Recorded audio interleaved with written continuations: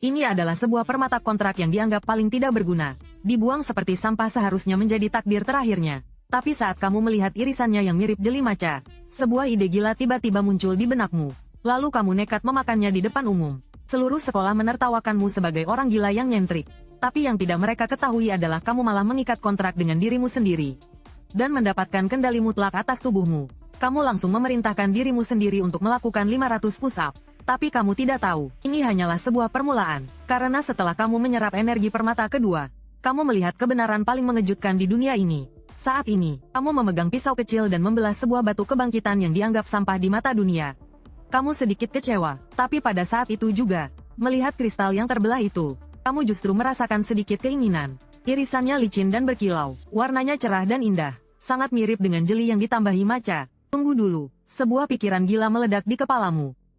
Bagaimana jika aku menyerapnya sendiri? Mengendalikan diri sendiri, 100% menguasai tubuh. Ini adalah jalan yang belum pernah ada sebelumnya.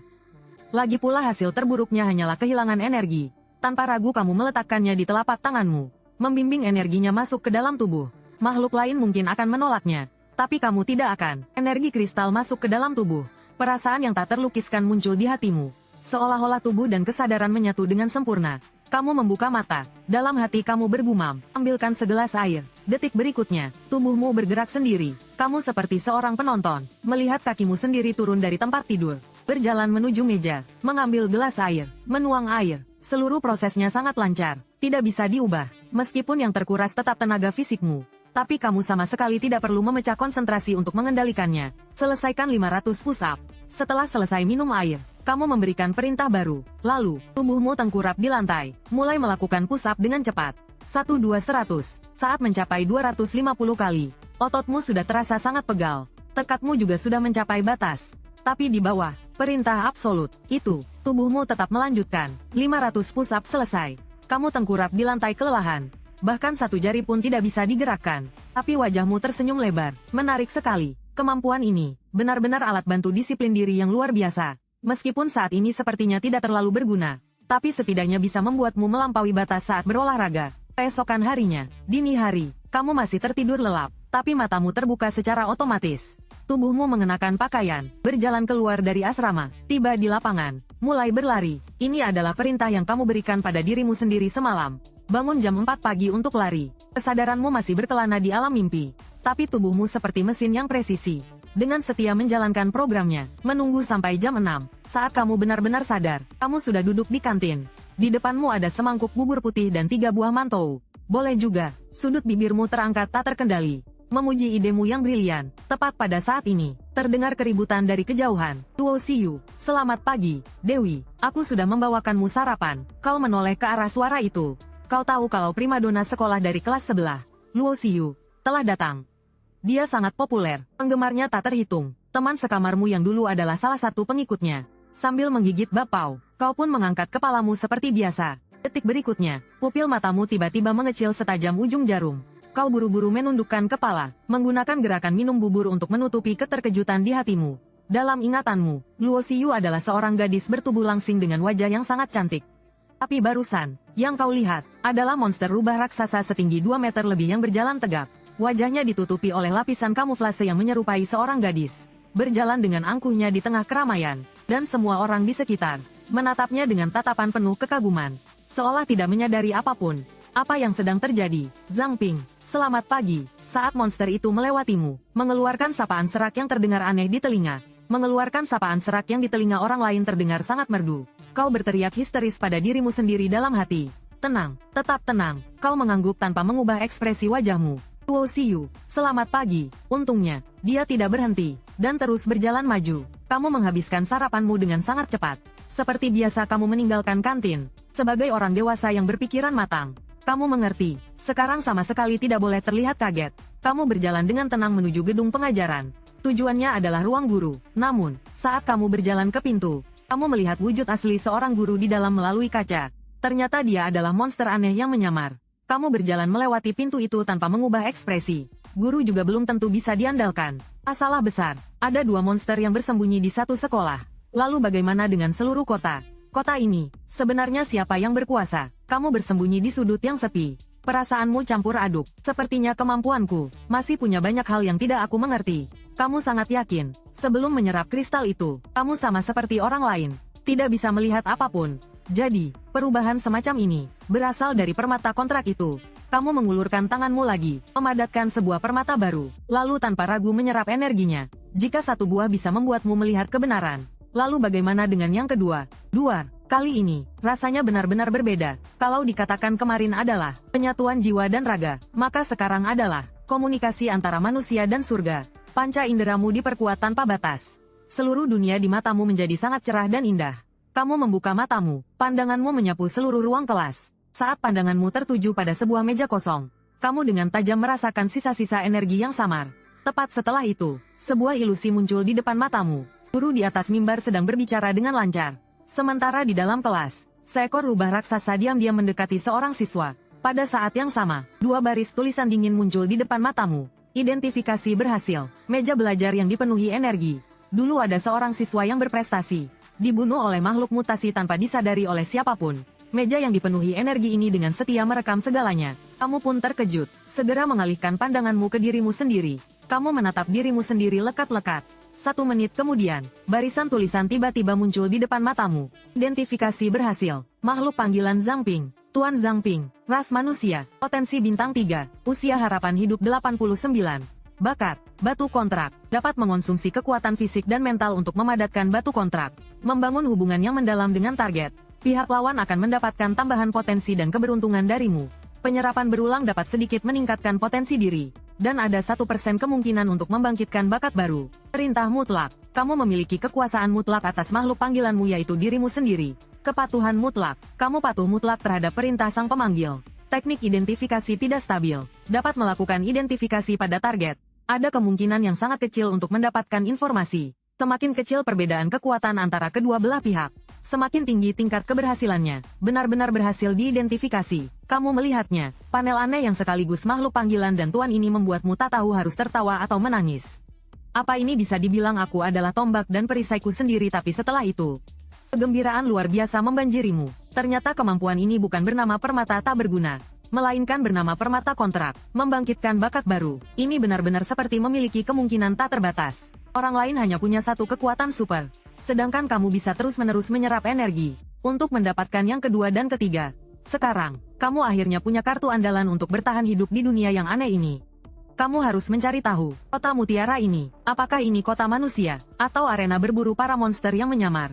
Kamu tidak mau meja belajarmu juga berubah menjadi meja yang terinfeksi energi. Siang harinya, kamu makan seadanya, lalu meninggalkan sekolah. Kamu menggunakan alasan menjenguk Su Jingyao. Padahal sebenarnya ingin menyelidiki markas tim patroli, sekaligus melihat berapa banyak monster yang bersembunyi di kota ini.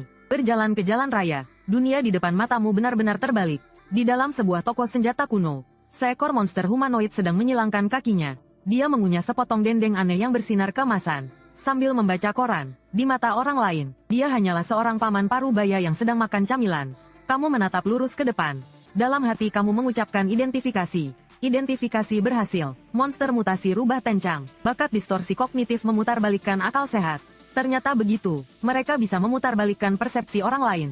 Menjungkirbalikkan logika umum. Pantas saja tidak ada yang menyadarinya. Kamu terus berjalan ke depan. Sepanjang jalan, kamu melihat lebih banyak lagi rubah tencang. Mereka berjalan-jalan dan mengobrol seperti orang normal. Bahkan menawar harga untuk beberapa keping uang. Perdebatan sengit. Mereka memiliki kecerdasan yang tidak kalah dari manusia. 2 jam kemudian, kamu akhirnya tiba di markas tim patroli. Tempat ini dijaga dengan ketat. Suasananya tegang dan suram, seolah tidak selaras dengan dunia luar yang damai dan tenteram. Kamu menarik napas dalam-dalam, lalu berjalan ke meja informasi. Melihat petugas berseragam yang tersenyum di baliknya, kamu pun berbicara dengan tenang. Halo, saya ingin mencari seseorang. Di belakang meja, rubah Tiancang itu bertanya padamu dengan suara serak. Halo, cari siapa? Tidak ada ekspresi berlebihan sedikit pun di wajahmu. Su Jingyao, kamu menyebutkan namanya. Rubah Tiancang itu mengangguk, menunduk untuk memeriksa catatan. Sesaat kemudian, ia mengangkat kepalanya. Sepasang mata non-manusia itu menatapmu. Su Jingyao masih ada di markas. Perlu kupanggilkan dia kemari? Baik, maaf merepotkan. Kamu mengangguk, tetapi hatimu terasa berat. Tepat di saat kamu mengangguk, Bakatmu aktif. Identifikasi berhasil. Makhluk mutan rubah Tiancang. Bakat. Distorsi kognitif. Logika terbalik. Kepercayaan tanpa sebab. Hatimu mencelos. Makhluk ini lebih kuat daripada yang kutemui di sekolah sebelumnya. Bakatnya lebih aneh, dan lebih sulit untuk dihadapi. Kamu tahu betul, kenapa manusia di dunia ini hanya bisa bertahan di dalam kota monster-monster ini. Terlahir jauh lebih kuat dari kalian. Suara langkah kaki terdengar. Kamu mengangkat kepala, memaksakan senyum di wajahmu. Dua rubah Tiancang berjalan mendekat. Penyamaran mimikri salah satunya, ternyata berwujud seperti Su Jingyao. Lapisan penyamaran itu memancarkan cahaya redup. Terlihat sangat tidak nyata, membuat orang merasa tidak nyaman. Zhang Ping, untuk apa kamu mencariku? Rubah Tiancang dengan samaran Su Jingyao menjawab. Suaranya juga serak tidak seperti manusia. Kamu memaksa dirimu untuk tersenyum lebih alami. Aku hanya khawatir kamu tidak terbiasa di tim patroli. Bagaimana rasanya kalau tidak tahan? Ikut aku bertani saja. Siapa yang mau ikut kamu bertani? Aku harus tetap di tim patroli agar menjadi lebih kuat. Aku akan melindungi kota ini. Dan menuntut keadilan untuk orang tuaku. Dia berteriak dengan kesal. Meniru emosi Su Jingyao dengan sempurna. Kamu menghela napas panjang. Seolah-olah benar-benar menyayangkannya. Baiklah. Sepertinya kamu beradaptasi dengan baik. Kalau begitu aku tenang. Kamu benar-benar memutuskan untuk bertani. Dia bertanya lagi. Kamu mengangkat bahu, dengan wajah pasrah dan tak berdaya. Mau bagaimana lagi kemampuanku yang bangkit tidak berguna. Aku pergi. Sampai jumpa lain waktu. Entah kapan kita akan bertemu lagi. Sampai jumpa. Dia mengangguk, berbalik dan pergi. Tanpa ragu-ragu sedikit pun, kamu berjalan dengan tenang keluar dari markas tim patroli. Menatap langit biru yang menyilaukan. Setelah beberapa saat, barulah kamu seperti orang bodoh yang kebingungan. Menghela napas panjang. Kemudian kamu berbalik dan masuk ke restoran di seberang sudut jalan 7. Kamu memilih tempat duduk di dekat jendela, yang bisa langsung melihat gerbang utama pasukan patroli. Kamu memesan teh yang paling murah. Kamu hanya duduk di sana, bagaikan sebuah patung. Amarah tidak menguasai pikiranmu. Semakin kamu marah, kamu justru semakin tenang sedingin es. Kecerobohan tidak akan menyelesaikan masalah apapun. Itu hanya akan membuatmu kalah lebih cepat. Selama satu sore, kamu hanya menatap lekat-lekat seperti itu. Hingga senja tiba, kamu mendapatkan jawaban yang kamu cari. Barulah kamu bangkit dan kembali ke sekolah. Seluruh pasukan patroli, tidak ada satupun manusia hidup. Semuanya adalah monster yang menyamar. Itulah kesimpulanmu setelah mengamati sepanjang sore. Siapapun itu, selama bergabung dengan pasukan patroli, sama saja dengan berjalan masuk ke dalam perangkap.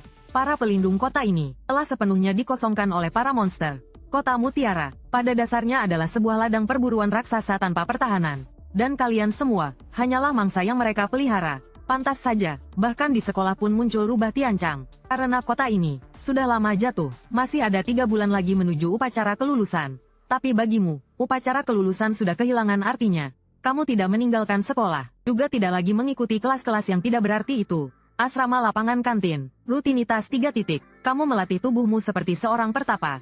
Kepada orang lain kamu hanya bilang, ini untuk meletakkan fondasi yang baik untuk bertani di masa depan. Kamu bukan satu-satunya yang melakukan ini. Banyak siswa yang membangkitkan kemampuan tak berguna dan putus asa akan masa depan. Memilih untuk menjalani hari-hari dengan tenang di sekolah. Namun kamu segera menemukan sebuah pola. Para siswa yang kelihatannya biasa-biasa saja ini, justru yang paling aman. Target buruan Tiancang Hu sangat jelas.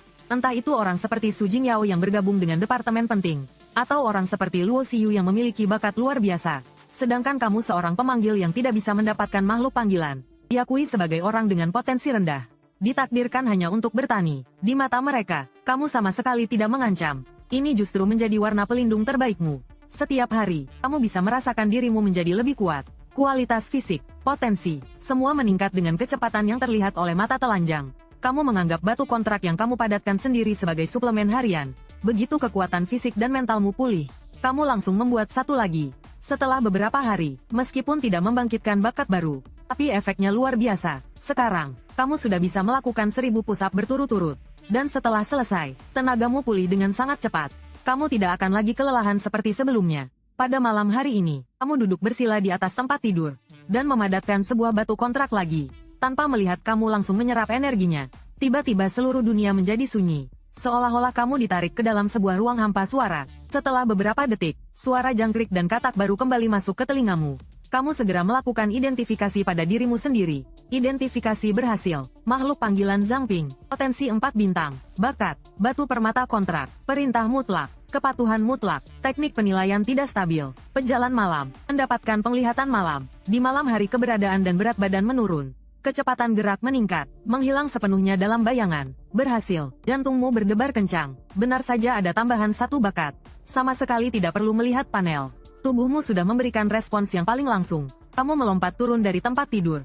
Tubuhmu seringan sehelai bulu. Dengan sekali lompatan ringan, ujung jarimu langsung menyentuh langit-langit. Mendarat tanpa suara, bagaikan seekor kucing. Kota yang gelap gulita di luar jendela terlihat seterang siang hari di matamu.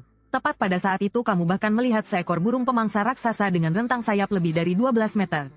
Sambil mengeluarkan asap hitam tebal, melintas tanpa suara di atas langit kota. Kamu menarik napas dalam-dalam. Kalau benda itu menyerang ke bawah, akibatnya tidak terbayangkan. Dunia ini 10.000 kali lebih berbahaya dari yang kamu bayangkan. Kamu berjalan ke kamar mandi. Perubahan potensi dari bintang 3 menjadi bintang 4. Jauh lebih dari sekadar tambahan satu bakat. Kamu melakukan 2.500 push-up tanpa henti. Rasanya masih bisa tambah 500 lagi. Tentu saja, ini ada hubungannya dengan berat badan yang menjadi lebih ringan. Tapi peningkatannya benar-benar nyata. Panca inderamu juga menjadi luar biasa tajam. Bahkan bisa mendengar dengan jelas suara geretak gigi dari asrama sebelah. Sekarang, aku ini level berapa? Kamu berbaring kembali di tempat tidur. Mulai memperhitungkan kekuatanmu sendiri. Di dunia ini, pembagian levelnya sederhana dan kasar. Level 1-9 adalah tingkat pemula. Level 10-20 adalah tingkat menengah. Di atasnya adalah tingkat mahir dan tingkat puncak. Adapun sang raja legendaris kota Mingzu bahkan belum pernah melihat bayangannya. Keesokan harinya, saat kamu terbangun, kamu mendapati dirimu berlari otomatis di lapangan. Langit belum terang, tapi semangatmu luar biasa baik. Potensi meningkat, bahkan kebutuhan tidur pun berkurang. Selesai berlari, tubuhmu secara otomatis membawamu ke kantin. Semua berjalan sesuai perintah yang kamu atur tadi malam. Sampai sosok itu muncul. Siswi Luo Xiyu, selamat pagi, Dewi. Aku bantu kamu antre. Mau makan apa? Kerumunan menjadi heboh. Binatang buas raksasa yang menyamar sebagai Luo Xiyu itu berjalan perlahan di tengah kerumunan orang. Meskipun kekuatanmu sudah meningkat, rasa dingin dari jiwa itu masih membuat seluruh tubuhmu kaku. Tiba-tiba ia berhenti, tepat di samping seorang gadis yang tampak gembira. Ia mengulurkan cakarnya yang tajam. Dengan lembut menaruhnya di bahu gadis itu. Seperti memperlakukan sahabat, ia membawanya keluar dari antrean. Lalu dengan santai menyeretnya lanjut berjalan ke meja saji. Seolah-olah sedang memilih menu pagi ini di restoran prasmanan. Teman, kamu menggenggam erat sumpit di tanganmu. Buku-buku jarimu memutih karena genggamanmu. Menundukkan kepala, memaksa diri untuk memasukkan semua makanan di piring ke dalam mulut. Kamu harus selesai makan sebelum aura aneh itu datang. Lalu pergi dari sini. Saat kamu pergi, di kantin masih banyak orang yang iri pada orang beruntung yang dipilih oleh Sang Dewi, bisa sarapan bersamanya. Di mata mereka, itu adalah anugerah dari Sang Dewi. Tapi di matamu, itu adalah perburuan tanpa suara. Gadis itu sedang dibawa pergi oleh monster yang mengerikan. Sosoknya perlahan menghilang di tengah keramaian. Aku harus mencari tahu. Aku harus tahu seluk-beluk musuh. Kamu mengepalkan tanganmu. Kamu mengepalkan tanganmu. Kamu mengepalkan tanganmu. Kamu mengepalkan tanganmu. Kamu mengepalkan tanganmu. Kamu mengepalkan tanganmu. Teringat dengan cepat membasahi pakaianmu. Tapi kamu tidak berhenti. Sit-up, 500 kali. Lompat katak, 300 kali. Lagi, kedua matamu memerah. Berteriak pada dirimu sendiri di dalam hati. Sepanjang pagi, kamu terus memeras dirimu dengan cara yang sangat intens. Siang hari, setelah melahap makanan, istirahat selama 2 jam, kamu mulai berlatih pukulan lagi.